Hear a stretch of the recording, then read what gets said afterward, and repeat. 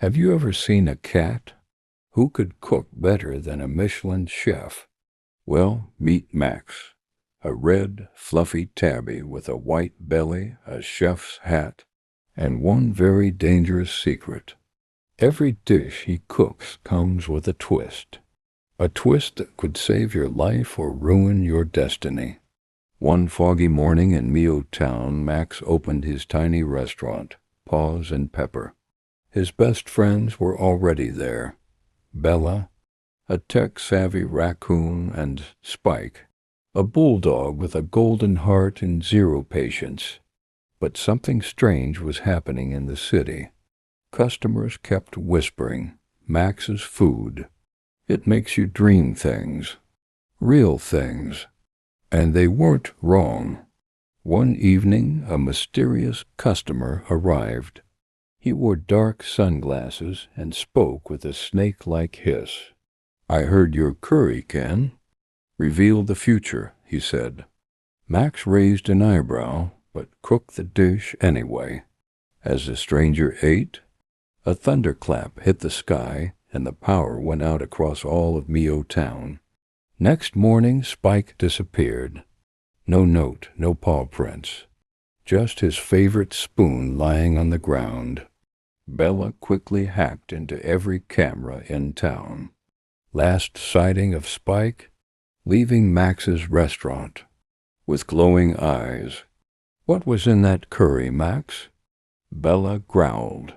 "I don't know," Max whispered. But it wasn't normal. To find their friend, Max and Bella packed a suitcase of spices, a GPS collar, and one AI-powered frying pan. Their quest had begun.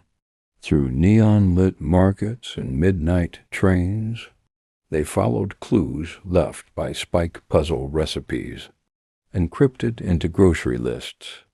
Every time Max cooked one of those mysterious dishes, he'd see a flash of the future. Spike running, someone chasing him, and a black cat in a chef's hat, laughing. Wait, another chef? Bella connected the dots. Someone's replicating your recipes, Max, and they're using them. For evil. The trail led them deep underground into the forgotten tunnels beneath Mio Town.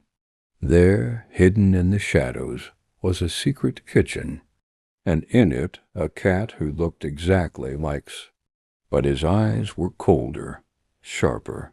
His name, Rex. "I'm your twin," he hissed. "Abandoned at birth, raised in a lab.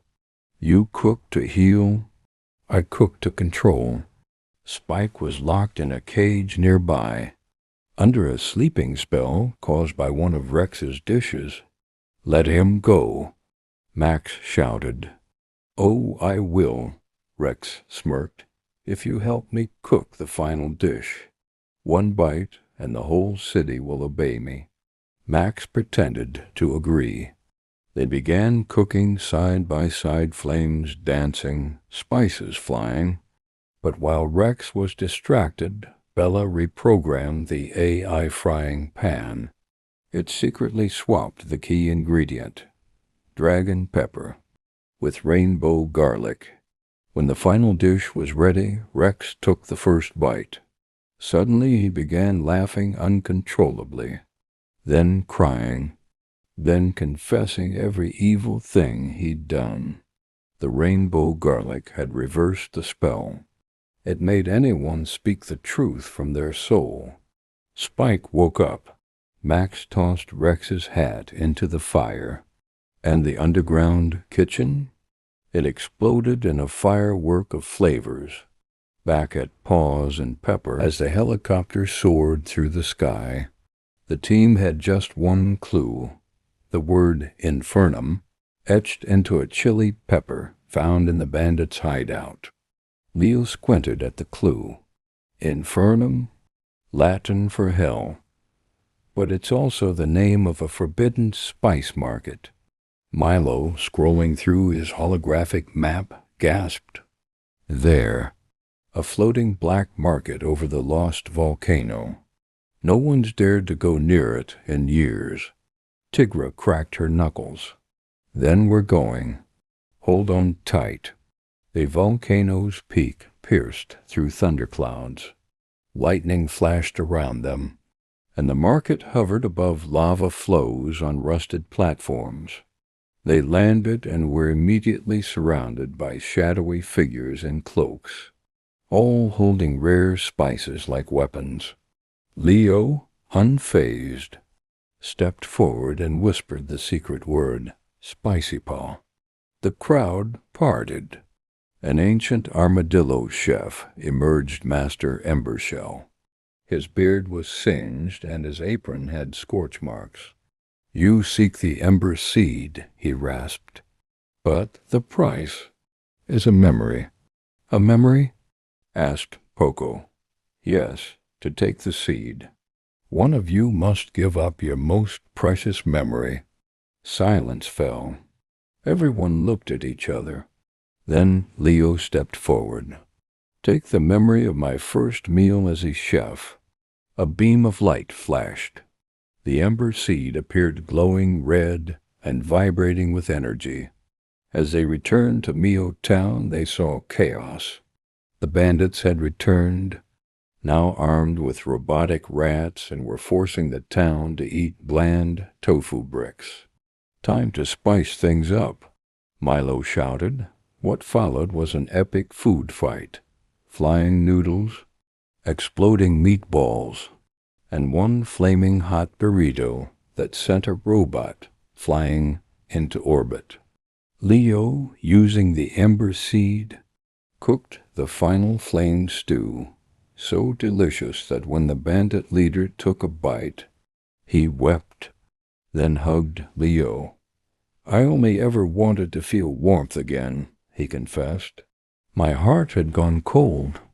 In a twist no one saw coming, Leo forgave him. The bandits joined the town feast, now reformed, later that night. While the town celebrated, Poco asked Leo, "Do you remember your first meal?" Leo looked into the firelight, smiled faintly, and said, "No, but I remember why I cook." As the camera zoomed out, a tiny ember seed floated into the night sky and blinked like a star, gamma. And as the stars shimmered above Mio Town, laughter echoed through the cozy alleys. Leo, Tigra, Milo, and Poco sat on the rooftop, sharing the last spoon of stew. Though Leo had lost a memory, he had gained something far greater, a family, a purpose, and a legacy. The world didn't need perfect recipes. It needed warmth, courage, and a little spice. And from that day on, wherever there was hunger or gloom, the red, fluffy cat in the chef's hat would arrive, with fire in his paws and love in his heart.